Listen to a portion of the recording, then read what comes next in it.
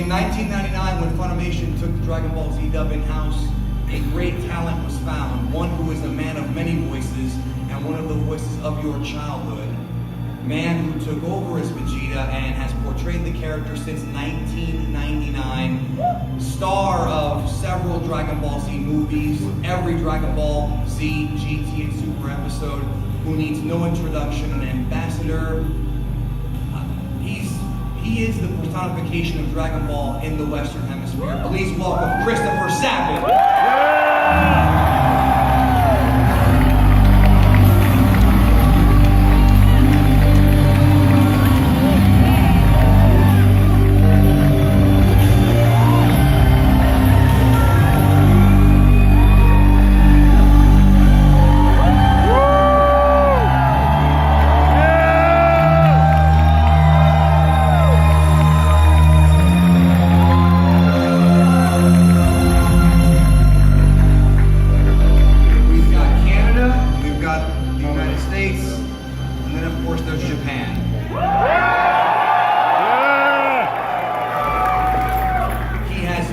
In many video games and television shows, but I believe his Hall of Fame career will always be crowned as being the Prince of all Saiyans since 1989.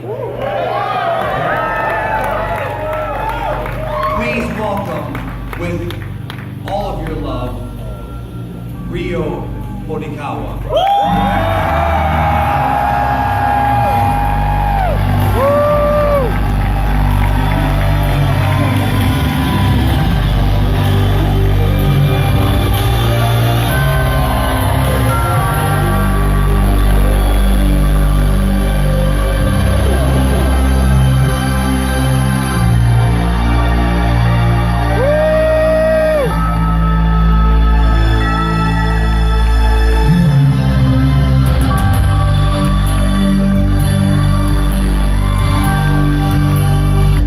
Vegeta! History in the making. This is history. Vegeta! How y'all doing? Wow. Yeah. Wow. There's a lot of people here. I just can't get over that. You guys are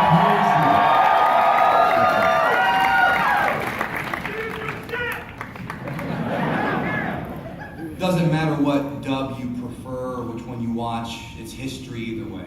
So, So, I'm gonna start with a kind of a simple question for all you guys. What is the one thing about Vegeta's character from beginning to end that you have taken sort of, and you're basically, what is the thing you admire most about the character of Vegeta? Can I ask the audience? I'm joking. Can I use my lifeline? Phone friend? You want to go for it? Go ahead. I think the thing I love about Vegeta the most, the thing that I'm really proud of to be able to play this character for, is he has had the most change over the series of any other character. Like,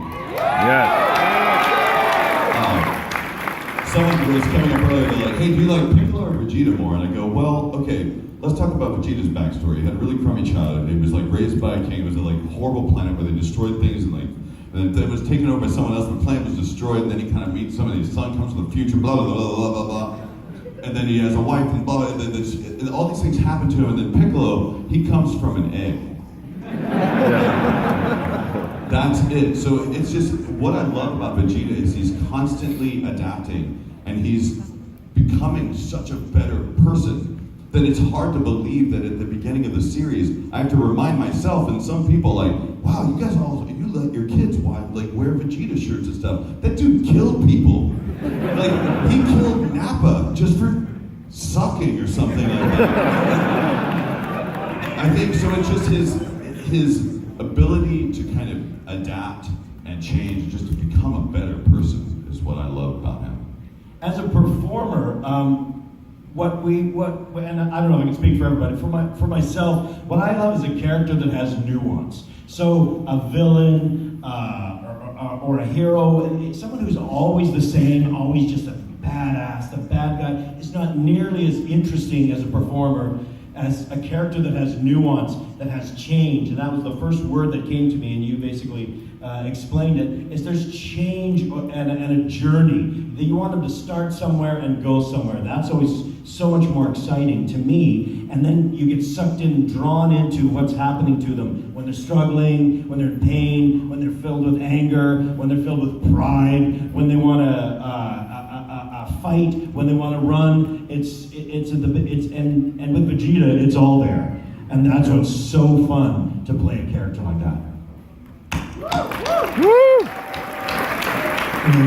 僕は今彼らと同じかもしれませんけれど、どんどん成長していく人としてというか、そこが素敵だなと思いますね。最初は本当にすごくヒールで悪いやつだったんだけれど、どんどんそれが変わっていって人間的に成長していって、自分のためにしか今まで戦ってなかったのが初めて家族を守るため、あるいは他の人を守るために戦うという、どんどんそういう方向に変わっていくところにやっぱり魅力を感じるかなと思います。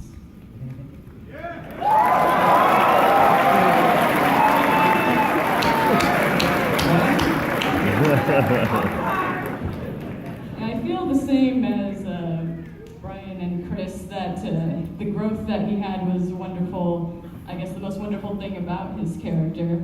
And he grew as a person, and he also grew in his strength as well. He started out as such an evil guy, and then he evolved into someone who wasn't just fighting for himself anymore, but fighting for others, fighting for his family, fighting to protect things.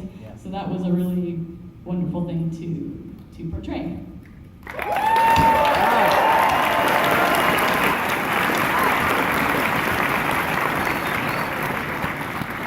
We know that Mr. Sabat watched Mr. Drummond.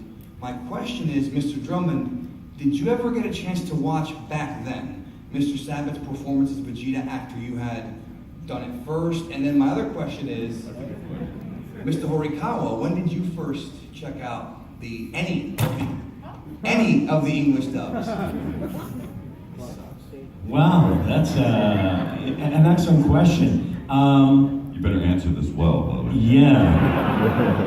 Well, anytime a role moves away from you to someone else, a performer is bound to be curious as to how it all comes together. And knowing that Chris initially had to copy it to his best ability what I was doing, I don't know if I thought he did a very good job. When it's your own voice and you hear someone else doing it, you don't know if it sounds the same as what you're doing. I will say I love what Chris does right now with Vegeta, and had I thought of a voice anywhere near as with what you do, I would have done it in a heartbeat. But I can't do that voice, so I had to go with something far more princely, I would say. But I you know what? Everyone always wondered, what was it like? Did he take you off? No, I was a working guy. I was working on other shows, and I was just, after when I first heard some of the work, I was pumped that it was still good. I think I was more worried that the show was gonna be bad and falter and not be any good, but everything I've seen of it, I've loved. The fan base for years I've loved, and it's just been a hoot to be a part of it. Absolutely.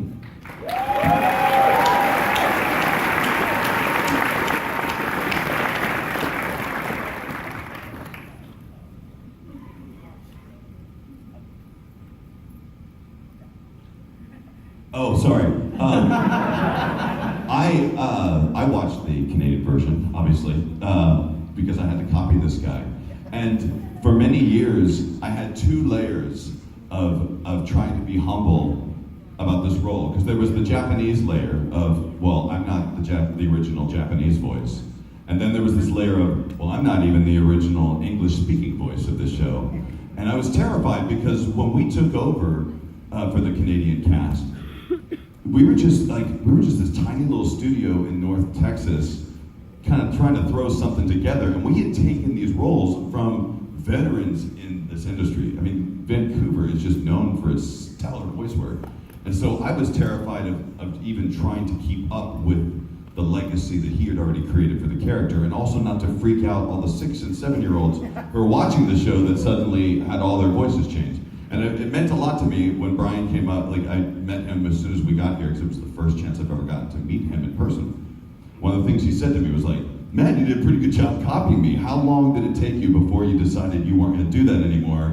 And was it like a conscious change, or did you just change it because it just sort of fell down or something? It just sort of dropped and it got closer to your voice?" And I told him that it was my conscious effort to kind of go from copying someone to actually playing a character, because it's I just didn't want to end up spending my entire life copying the same voice. I wanted it to be something that I could really work with. And if I have to copy something and act on top of that, it's just an extra layer that you didn't need. So I did. And if you can compare Vegeta, a picture of him from the beginning of the series, to a picture of the end of the series, you can tell he goes through a powerful transformation. He grows like testicles between his eyes. Yeah, it was huge shoes, and I started hearing his voice when we started working on the games, because originally we were recording in a vacuum. And we never got to hear the original voices.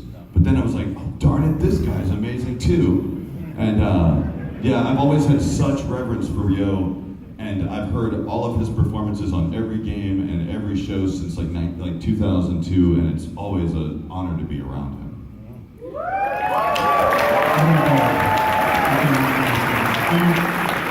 僕はクリスのやっているベジータがドラゴンボールは見たことあるんですけれど、最初はやっぱり全然違うタイプですよね、声としてはね。でもそれをずっとこう聞いてるというか、芝居を見ていると、シリーズを見ていると、どんどんなんていうのかな、ショーが難しい言い方すればいい意味で変わっていく。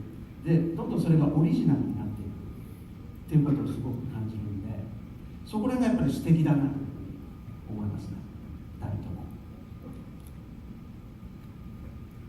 オリジナルになっている、自分なりのオリジナルになっているというところが自分のものになっている。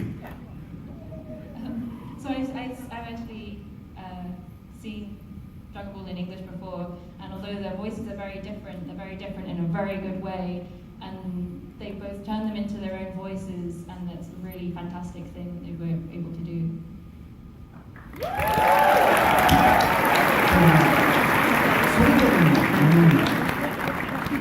それぞれの彼ら2人のものにベジータをしているというところが、だから生きてるんじゃないかなと思いますね。They both took Vegeta's voice, made it their own, and make him come alive.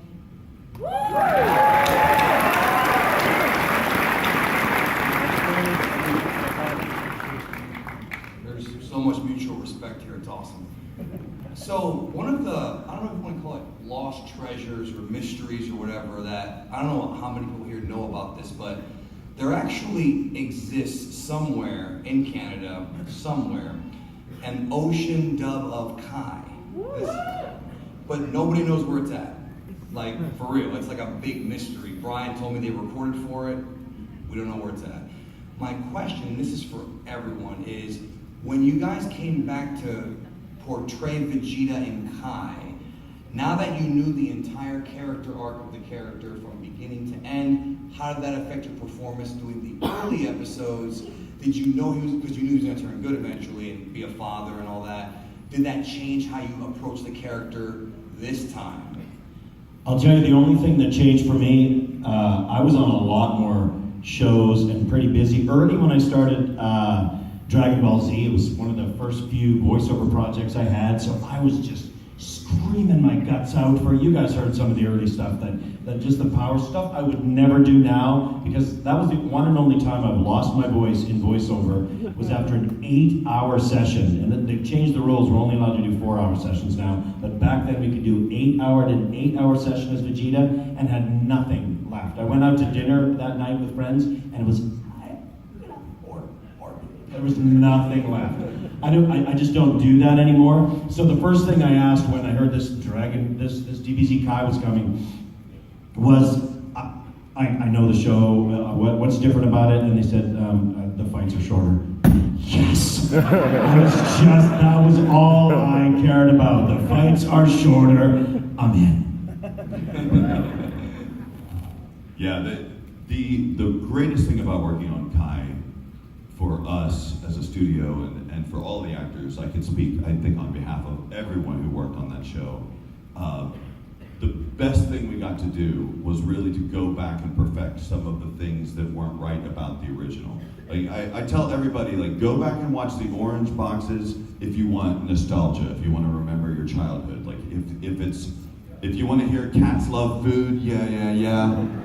Watch that. And there's nothing wrong with it, it's just its own thing. But we finally got to go back and work on Kai, where we really got to really dial in the correct translation and really accurate writing, and got to tell the story for people who may have wanted to hear it more like the original.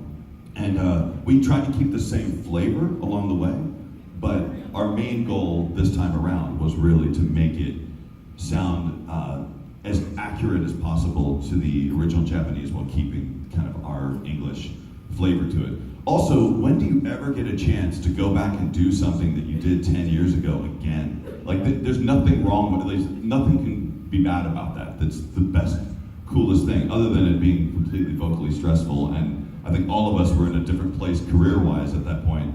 It's always nice to be able to go back and get a second chance to do something that you know is beloved like that.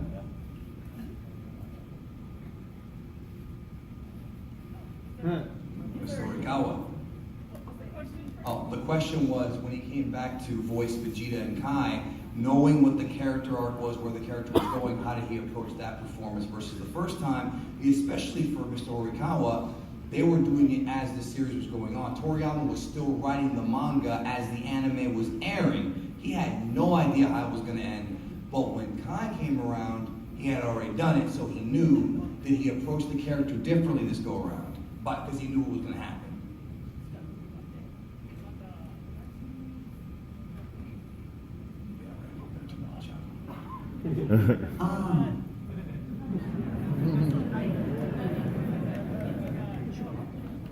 僕の中では別に変えてるつもりはないんですけれど、僕はでも気がついてないかもしれないです。それはね、他の人が聞いてる人や見てる人がどんどん変わっていったよなっていうふうに思うかもしれませんし、自分の中では意識してないんですけれど、聞く人によってはそんなふうに違ってきてるのかもしれない。それは人間としてこう成長してきてるからっていうところもあるのかもしれないです。Sorry. That's okay. Recording Kai, I didn't intentionally try to do anything different, though maybe unconsciously my performance was different. I've heard other people say that it was different, but it's not because I tried to make it different based on any knowledge that I had of the series. It's just kind of changed on its own. And if I may say something, as a guy who's heard every line of yours over and over again multiple times, you did a wonderful job on Kai, and your job on Super blows me away. This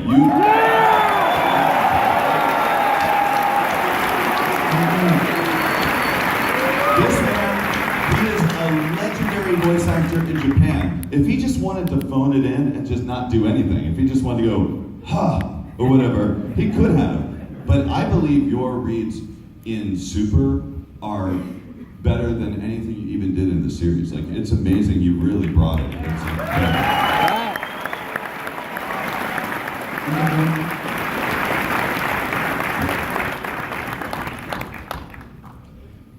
Okay, so Vegeta tragically has died twice in Dragon Ball Z. Now, we never got to hear Mr. Drummond's performance as Vegeta dying the first time because with the original Ocean dub, they skipped from episode 53 to 123, I believe. And there is no Ocean Frieza saga unless somebody can find those tapes of the Kai version or whatever. But the question I'm asking is more so for Mr. Sabat and Mr. Horikawa is, when you came back to do Kai and you did both Vegeta's deaths on Namek when Frieza killed him and Vegeta's deaths by his own hands against Majin Buu, did you was your performance at that point like? Did you try to put more emotion into it? Were you cognizant of making changes for that, just those 2 moments? And also, which of the 2 deaths do you think was more important for the character? Is that too much? No, not at all. Let's see. The first time we recorded Dragon Ball Z, I was a much younger actor. And remember, like 10 years have passed, and I feel like my acting arsenal and my skills had improved exponentially over the years. So I'm not going to say that I worked any harder on Kai, but I do believe that my skill set was greater on Kai than it was the first time around. I didn't treat it any less seriously, but I felt like my instincts were really refined at that point, and I was able to do more nuanced things with it than I was in the original. Also with Kai, we were recording over a longer period of time, so as opposed to the original series, as he was talking about, you'd go in and record for 8, 10, 12 hours a day. My voice wasn't as torn up as it was in the original, so I don't know. I feel like I just tried to make good choices like I would on any show. As for which death was more important to Vegeta, I think anyone who's seen any footage of me talking about Dragon Ball before, the Majin Vegeta is my favorite part of the whole series. Yeah. I think Vegeta's death was more important to Goku when he died at the hands of Frieza, because that kind of awoke Goku's sensibilities.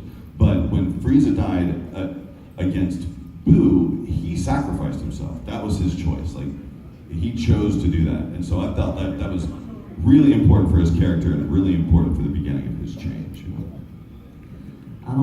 そうですね、死ぬということが例えば、物事を行って失敗するということだと思うんですね。失敗してもまたやり直しができる。2回目の人生を始めて、でまた3回目でもまた違う成功に向かって突き進んでいく。そういう意味では非常に幸せな男だなと思います。ベジータって何度もこの失敗をしてももう一度チャレンジするという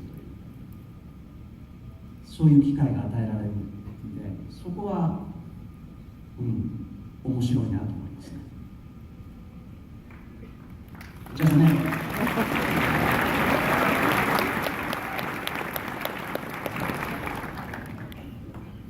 I guess with Vegeta's deaths, they kind of represented a failure, but he still had the chance to do things over and have a new life for himself. So really after dying twice, he really had like a third chance at life, and at that point he became a happier man, but he still has many challenges and opportunities to keep aiming for.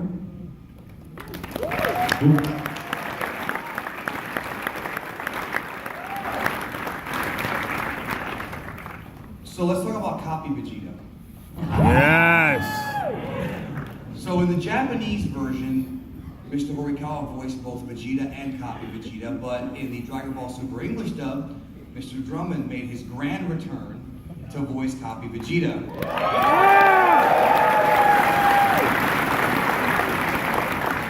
I've noticed the Super dub does things like that. For example, during the Universe 6 arc, Chris Ayers' brother Greg Ayers plays Frost. So it's kind of like a little wink to the fans. Even though Greg Ayers is a great voice actor, it's still kind of like, oh, that's his brother, his Universe 6 counterpart.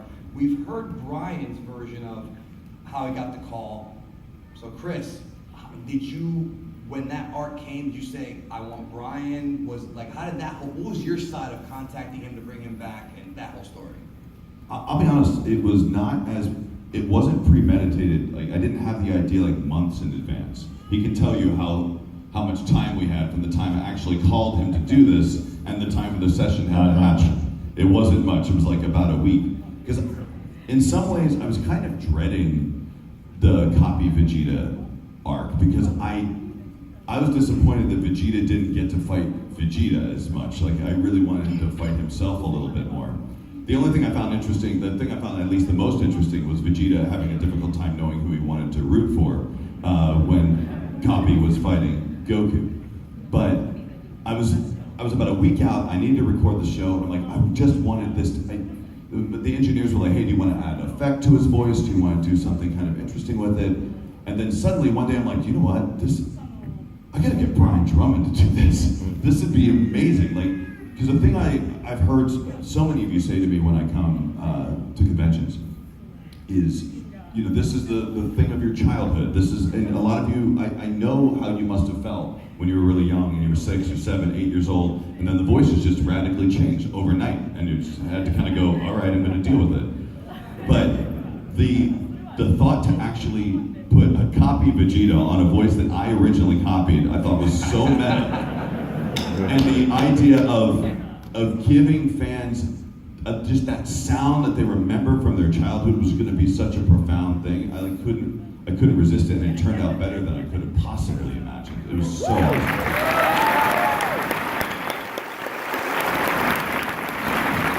It was a fun call to get. Chris and I had, tweeted a couple times back and forth about some stuff, and I think you mentioned a couple months earlier, hey, maybe we should get together for beers, or if something come up, would you maybe want to do something? And I was like, oh, I don't know how that would work, and I'm not sure. And as he said, it was short notice when he said, there's this part. He's he's another Vegeta, sort of a purple slimy one, but and would you be interested? I said, yeah, I'm on a lot of other shows, so I was trying to figure out how I would fit it in, and I mentioned, I'll fly down to Dallas, and he's like, we kind of need it like next week. And I was like, oh, geez, and luckily I had a Monday, this is like a Wednesday or something, and I called the studio I knew and said, guys, can I book you for one of your free studio spots Monday morning? Work it out. Chris and his crew will get in touch with you. Booked it for 4 hours, and I fortunately didn't get any other gigs during that slot. I rolled in 4 hours, we banged it out. Chris was on at the beginning of the session, and then you had to take off. Who directed me? Raleigh Pickens is the director. Okay, he directed, great guy. And then we just had fun for 4 hours. I really wanted to make it seem, and I was actually glad, I remember I asked you, did you want me to sort of copy your Vegeta, and that might be kind of funny. You went, no, I think you said that I want this to be the original, the higher pitch, the one that the fans remember. I'm like, okay, we'll do that one, and that was Chris's thought. I might have gone the way closer to Chris's voice, but it was a great call to bring back the old school sound and just play with that, and it turned out even better than I thought it would too. It was great. Yes.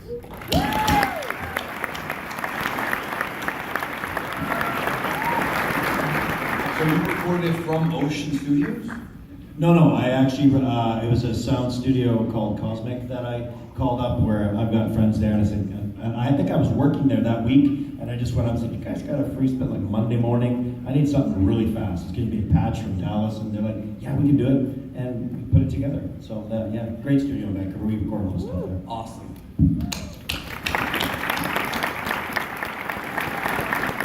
It's interesting because when you look at the production of the English dub, not every actor has to be in the studio at the same time. So sometimes it'll be recorded kind of out of order. Like Chris will do his lines Monday and then Eric will do his Wednesday. They could be in the same scene together.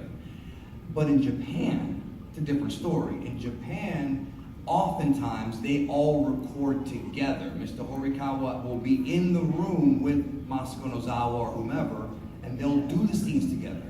So my question is for Brian and Chris now, and Mr. Horikawa, but we'll start with Brian and Chris. Do you think it would be easier if you had the other person in the scene there in front of you to kind of method act off of, or is it not really a big deal? I would take that 100 times to 1 every day to work off another actor.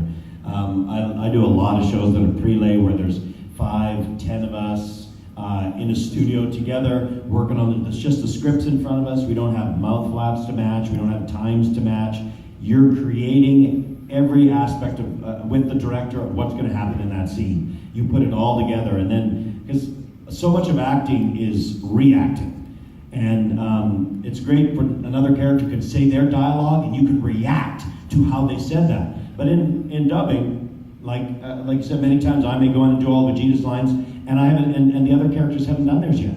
So I don't have anyone else's performance to react to. I can't even say, oh, can I hear what Peter did with Goku? No, he hasn't come in yet. Oh, So I got to do a reaction line to something I haven't even heard yet. So you have to make everything up. It's kind of like an actor working on green screen, which you can still do. You've got to react to something that doesn't exist, that hasn't happened yet. Most actors will far prefer to be able to work off another performer. So if I had an opportunity to do Dragon Ball with the full cast in the room, on a weekly basis, that would be unreal. It would just be a blast to do. So much fun. Yeah. 逆にちょっと2人に質問したいんだけど、いいですか？He'd like to ask the two of them a question. Yeah. ね、今言ってたみたいにアメリカとか例えばカナダとかっていうのは全部一人一人抜き取りという形で取ってるでしょ。一緒に集まるってことはないですよね。で、僕らは日本の場合はもう最初からみんなで集まってやるっていうのが、それが基本なんで、あまりどっちがやりやすいかって考えたことはないんだけれど、僕としてはやっぱりお互いのスタジオの中で雰囲気が分かって、芝居はそっちの方が合わせやすい、やりやすいから、コミュニケーションできるから、感情も、読めるし、だから僕としてはそっちの方がやりやすいですけれど、でもスケジュールの関係で、例えば誰かがその日にはいられないとか、僕でもそうなんですけど、その時は別の日にレコーディングするわけですよね。その時は完璧に一人だから。で、その時は他の人がもうすでにレコーディング終わってる状態のものをイヤホンで聞きながら、それで合わせてやるっていう。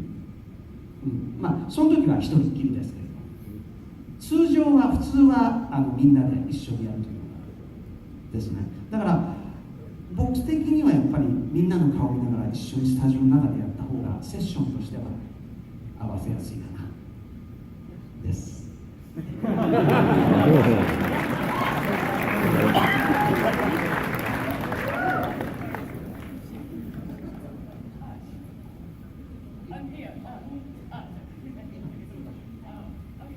guess it wasn't really a question, more just a comment. So typically in Japan, we all record together in the studio, which I think makes it easier for us to communicate with each other, but with our feelings can connect with each other better, and we can read each other's moods and react to each other. Though there are times when